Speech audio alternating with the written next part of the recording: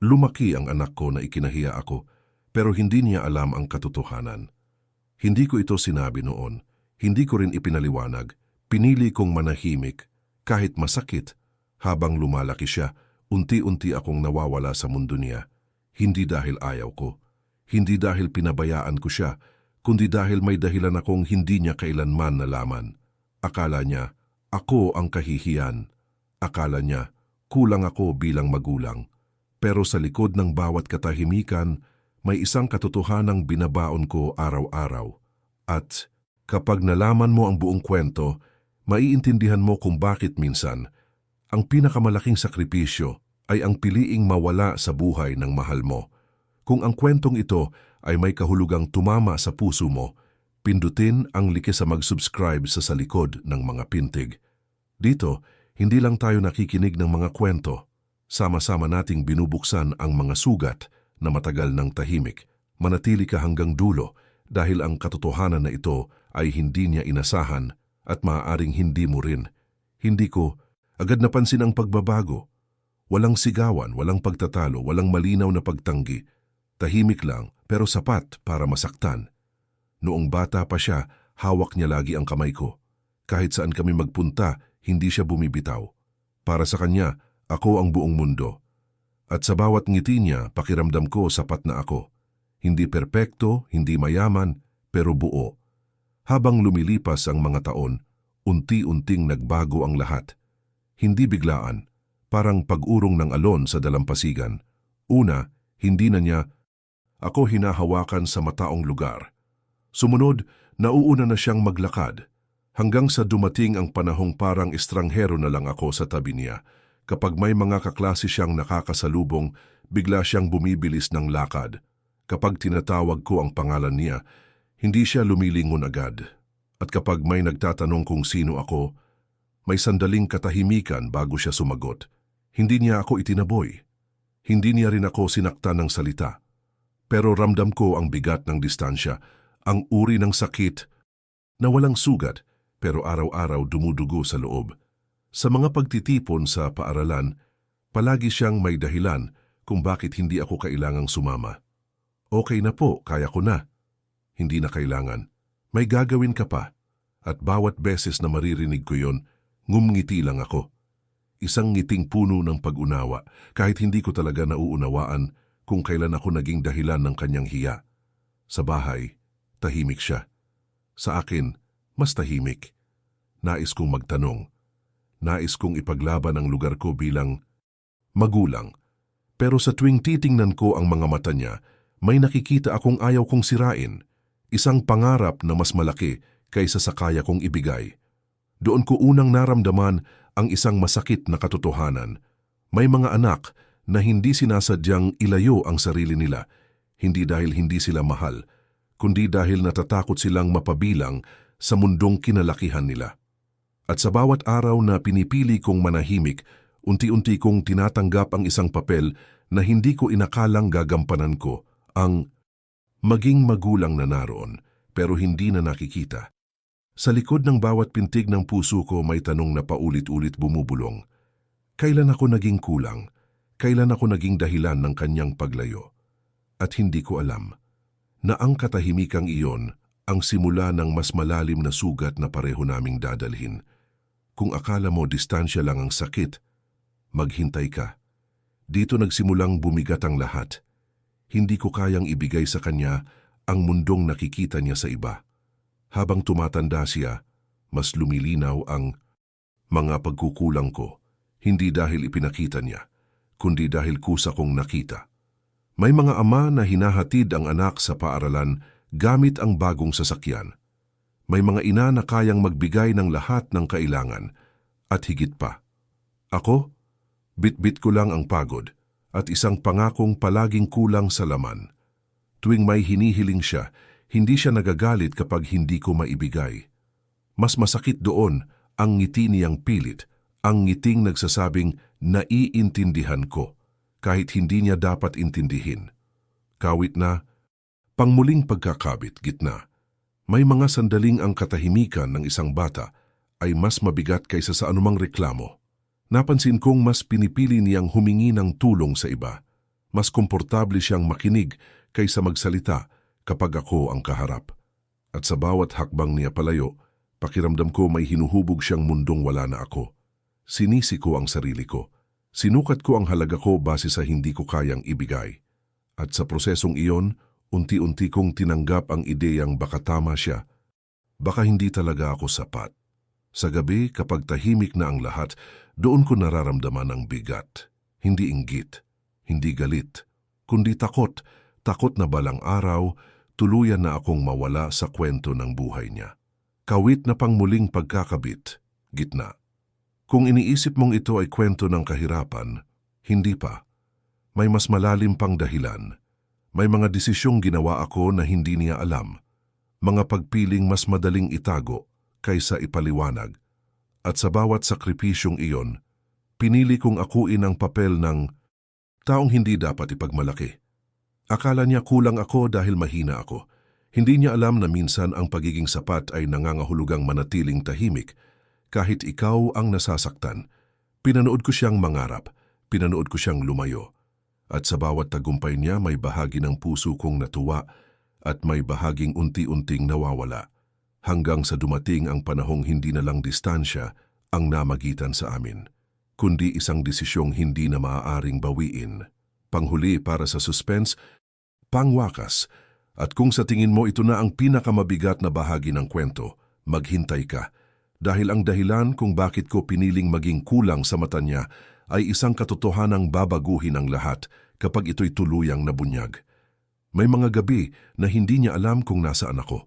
At may mga umaga na akala niya, wala lang akong silbi dahil pagod na naman ako. Hindi ko siya ginising para magpaalam. Hindi ko rin ipinaliwanag kung bakit madalas akong umuuwi na may sugat ang mga kamay o kung bakit biglang naglalaho ang kaunting ipon namin. Mas madali ang manahimik kaysa sabihin ang totoo. May mga pagkakataong nakita niya akong kausap ang mga taong hindi niya kilala. Tahimik lang ako noon, parang may tinatago. At sa mga mata niya, siguro ako ang uri ng magulang na may mga desisyong kahina-hinala. Minsan may dumating na sulat na hindi ko binuksan sa harap niya. Minsan naman may tumawag sa akin sa 10 oras ng gabi at agad kong pinatay ang telepono. Hindi dahil may masama akong ginagawa, kundi dahil ayokong madamay siya sa mundong pinasok ko. At dito nagsisimula ang kalituhan. May mga kapitbahay na nagtanong kung bakit tila may mga taong nagmamasid sa amin. May isang araw na bigla akong nawala ng ilang linggo at sinabi ko lang na may trabaho sa malayo. Ngunit sa mga mata niya, iyon ang sandaling tuluyan akong naging estranghero. Hindi niya alam kung ako ba'y duwag o kung may tinatakbuhan. Hindi niya alam kung dapat ba niya akong ipagtanggol o tuluyan ng ikahiya. May mga sandali ring muntik na akong magsalita kapag nakikita kong napapahiya siya sa harap ng iba. Kapag naririnig kong sinasabi ng mga tao na wala akong narating. Ngunit sa bawat pagkakataong iyon, pinipili kong manahimik. Dahil ang katotohanan ay may kapalit na hindi niya kayang pasanin. Dito lalong naging masakit ang lahat. Dahil habang iniisip niyang ako ang problemang dapat iwasan, ako naman ay gumagawa ng mga desisyong mas lalo siyang ilalayo sa akin. Isang beses, may nakita siyang dokumentong may pangalan ko, pero hindi ko ito ipinaliwanag. Isang beses may nag-abot sa akin ng sobre sa labas ng bahay at agad akong umalis. Sa puntong iyon, kahit ako'y mapapaisip, kung ikaw ang anak, ano ang iisipin mo? May mga sakripisyong hindi kahanga-hanga, hindi sila maganda pakinggan, at kapag inunawa sa maling oras, maaari silang magmukhang kasinungalingan. At iyon ang kinatatakutan ko. Hindi niya alam na bawat paglayo ko ay hindi pagtakas, kundi pagprotekta. Hindi niya alam na may dahilan kung bakit pinili kong masira ang imahe ko sa kanya. At habang tumatagal, mas nagiging malinaw sa akin ang isang masakit na katotohanan. Kapag dumating ang araw na malaman niya ang buong dahilan, hindi lang pananaw niya ang magbabago, kundi ang buong kwento ng buhay namin. At ang mas masakit pa, baka sa oras na iyon, huli na para bumalik. Dumating ang araw na matagal ko nang kinatatakutan kahit hindi ko inaamin sa sarili ko. Hindi ito dumating na may sigaw o galit. Dumating ito ng tahimik, tulad ng lahat ng sakit na pinakamabigat. May mahalagang yugto sa buhay niya na nagsimula at hindi na ako bahagi nito. Isang hakbang pataas para sa kanya at isang hakbang palayo mula sa akin. Nalaman ko na lang sa iba. May mga plano na siyang binuo nang hindi ako kasama. May mga desisyong ginawa na hindi na kailangang ipaalam sa akin. Hindi niya ako ipinagbawal. Mas masakit doon, hindi na niya ako naisip. Sa araw na iyon, umupo ako mag-isa sa isang lugar na dati naming pinupuntahan. Pinanood ko ang mga taong dumaraan, bawat isa ay may sariling kwento, may sariling kasamang nagmamalasakit. At doon ko naramdaman kung gaano katahimik ang pagkawala ng isang magulang sa buhay ng sariling anak. Gusto kong lapitan siya. Gusto kong sabihin na nandito lang ako, na kahit kailan hindi ako umalis, pero naalala ko ang lahat ng pinili kong itago. Ang lahat ng katahimikang ako mismo ang bumuo. At naunawaan ko, ang distansyang ito ay hindi lang gawa niya. Bahagi rin ito ng mga desisyong ginawa ko noon. Sa gabing iyon, hindi ako umiyak agad. Tahimik lang akong huminga, parang pagod na pagod ang puso ko. Tinanggap ko ang isang katotohanang mahirap lunukin. Minsan, ang pagmamahal ay hindi sapat para manatili ka sa buhay ng mahal mo. At doon ko tinanong ang sarili ko, kung malalaman ba niya ang buong dahilan, pipiliin niya pa rin kayang lumayo? O huli na ang lahat, pangwakas na pambungad sa emosyon, pangwakas. May mga kwento na hindi nagsisimula sa galit, kundi sa katahimikan. At kung may sandaling naranasan mo ring mahalin ang isang tao habang unti-unti kang nawawala sa buhay niya, ang susunod na bahagi ng kwentong ito ay maaaring mas malapit sa puso mo kaysa sa inaakala mo.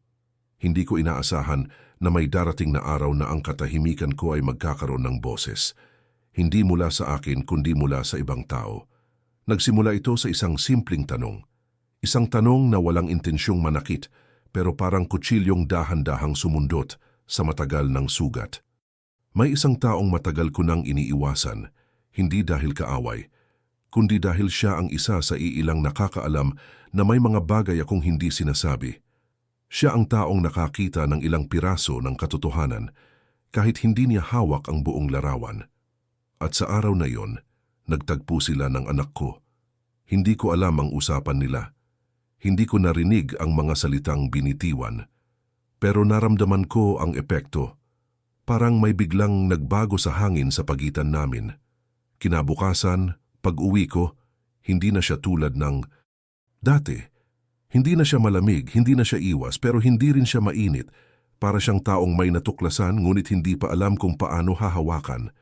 Tumingin siya sa akin na para bang may hinahanap, isang pahiwatig, isang pag-amin, isang maliit na lamat sa pader na matagal kong itinayo. At sa unang pagkakataon sa napakatagal na panahon, naramdaman kong gusto niyang marinig ang boses ko. Ngunit ako, nanatili pa rin akong tahimik. Dahil alam ko, kapag nagsalita ako ng hindi handa ang mundo, niya masisira siya. At kapag masira siya, wala nang saysay ang lahat ng sakripisyong ginawa ko. Lumipas ang ilang araw na may kakaibang tensyon sa bahay. Hindi na niya ako iniiwasan, pero hindi rin niya ako kinakausap ng buo. Minsan, bigla siyang magtatanong ng mga bagay na parang wala lang, may trabaho ka ba dati na delikado? Bakit parang may mga taong kilala ka na hindi namin kilala? Bakit may mga dokumento na hindi mo sinasabi? Sa bawat tanong, parang bumibigat ang dibdib ko. Dahil bawat tanong niya ay pinto na pwedeng bumukas. At alam kong sa likod ng pintong iyon, hindi simpleng sagot ang naghihintay. Isang gabi, narinig ko siyang umiiyak sa kwarto niya. Hindi yung iyak na malakas, yung iyak na pinipigilan para walang makarinig. At doon ko naintindihan, may nalaman siyang bahagi ng katotohanan. Hindi ko alam kung ano mismo ang sinabi sa kanya. Pero sapat iyon para baguhin ang tingin niya sa akin. Hindi pa pagmamahal, hindi pa pagpapatawad, pero pagdududa sa sarili niyang paghamak. At ang pagdududang iyon ang masakit. Dahil kapag ang isang anak ay biglang napaisip na baka mali siya, doon pumapasok ang guilt na hindi niya alam kung saan ilalagay. Kinabukasan, nakita ko siyang nakaupo sa sala, hawak ang lumang bagay na matagal ko nang itinago, parang may hinahanap na piraso ng sagot. Hindi niya sinabi kung paano niya nakuha. Hindi ko rin tinanong. Tinitigan niya lang iyon, parang sinusukat ang bigat ng nakaraan. Pagkatapos, tumingin siya sa akin at nagsalita ng mga salitang hindi ko inaasahan. Bakit hindi mo sinabi? Ang tanong na iyon, Lucas, ay hindi lang tanong. Parang pagsuko, parang paghingi ng paliwanag. Parang batang biglang na-realize na may mga laban ang magulang niya na hindi niya nakita. Huminga ako ng malalim. Gusto kong sabihin ang lahat. Gusto kong yakapin siya at sabihin hindi siya dapat mahiya, hindi siya dapat lumayo, hindi niya kasalanan. Pero sa dulo, isang pangungusap lang ang lumabas sa bibig ko. Hindi pa oras. At nakita ko sa mata niya ang halo-halong emosyon, galit, lungkot, pagkalito, at isang munting pag-asa. Pag-asa na may dahilan, pag-asa na may katotohanan, pag-asa na baka hindi ako yung taong iniisip niya. Lumipas pa ang mga araw, mas naging mapagmasid siya. Parang may binubuo siyang puzzle sa isip niya. Pinagdurugtong ang mga piraso, ang pagkawala ko noon, ang mga tawag sa gabi, ang sobre, ang mga taong nagmamasid, ang mga papel na may pangalan ko. At habang mas marami siyang natutuklasan, mas lumalalim ang tanong, ano ba talaga ang tinatago ko? Isang gabi nagising siya sa tunog ng telepono. Hindi ko na malayang narinig niya. At bago ko pa mapatay ang tawag, narinig niya ang isang pangalang matagal ko nang hindi naririnig sa loob ng bahay. Tumayo siya, lumapit, at sa unang pagkakataon hindi na siya nag-atubili. Siya ba ang dahilan? Tanong niya, nanginginig ang boses. Siya ba ang dahilan kung bakit pinili mong maging kulang sa paningin ko? Hindi ako sumagot. Hindi dahil wala akong sagot, kundi dahil ang sagot ay parang apoy. Kapag binitiwan ko iyon ngayon, may masusunog. Tahimik siyang tumitig sa akin. At sa katahimikang iyon, naramdaman kong papalapit na kami sa pinakadelikadong bahagi ng kwento. Ang puntong kapag nalaman niya ang katotohanan, wala nang babalikan ang dati. Bago siya bumalik sa kwarto, sinabi niya ang pinakamabigat na linya na narinig ko mula sa kanya. Kung mahal mo talaga ako, huwag mo nang patagalin. Kasi kapag nalaman ko sa iba, baka hindi ko na kayanin. At nang magsara ang pinto ng kwarto niya, napaupo ako. Hindi dahil pagod ang katawan, kundi dahil pagod ang puso. Doon ko napagtanto. Ang katotohanan ay hindi na maitatago habang buhay. May araw na lalabas at lalabas ito. At kapag dumating ang araw na iyon, hindi lang ang tingin niya sa akin ang mababago. Pati ang pagkatao niya, pati ang mga alaala niya, pati ang dahilan kung bakit siya lumayo, at kung sa isip niya, ang natuklasan niya ngayon ang buong katotohanan. Hindi niya alam na ito ay simula pa lang. Dahil ang pinakamalaking revelasyon, ang pinaka-improbable, ang pinaka-hindi niya iisipin, ay hindi tungkol sa pera, hindi tungkol sa hiya, hindi tungkol sa pagkukulang. Ito ay tungkol sa isang bagay na pinili kong akuin mag-isa para siya ay manatiling ligtas at manatiling malaya. At sa susunod na bahagi, malalaman niya kung bakit may mga magulang na handang mawalan ng pangalan, dangal, at lugar sa puso ng anak. Basta huwag lang nilang makita ang katotohanang kayang sumira sa buong mundo nila. Manatili ka dyan dahil sa Topiko 6, ang katotohanang ito ay mabubunyag. At kapag nangyari iyon, isang tanong ang matitira. Kapag nalaman mo ang totoo, kaya mo pa bang tawaging magulang ang taong pinahiya mo? Kung umabot ka, Ate Aki, hindi ito aksidente. May mga kwento na hindi lang pinapakinggan, nararamdaman. At kung ang kwentong ito ay may bahaging tumama sa puso mo, ibig sabihin, may sarili ka ring tinig na matagal ng tahimik. I-like ang video na ito kung naniniwala kang may mga sakripisyong hindi kailanman nakita, sa mag-subscribe sa likod ng mga pintig kung gusto mong maging bahagi ng isang komunidad na hindi takot harapin ang mga kwentong iniwan sa dilim. Dito, hindi tayo nagmamadali, hindi tayo humuhusga. Sabay-sabay nating binubuksan ang mga pusong matagal nang nagsara. At kung iniisip mong tapos na ang kwentong ito, maghintay ka. Sa susunod na video, malalaman mo ang kabilang panig ng katotohanan, ang kwentong hindi niya narinig, at ang desisyong nagpabago sa lahat bago pa siya isinilang. huwag kang mawawala. Dahil dito sa likod ng mga pintig, ang katahimikan ay hindi kawalan ng kwento. Ito ang huling lugar kung saan nagtatago ang katotohanan. Ito ang marka ng ating channel.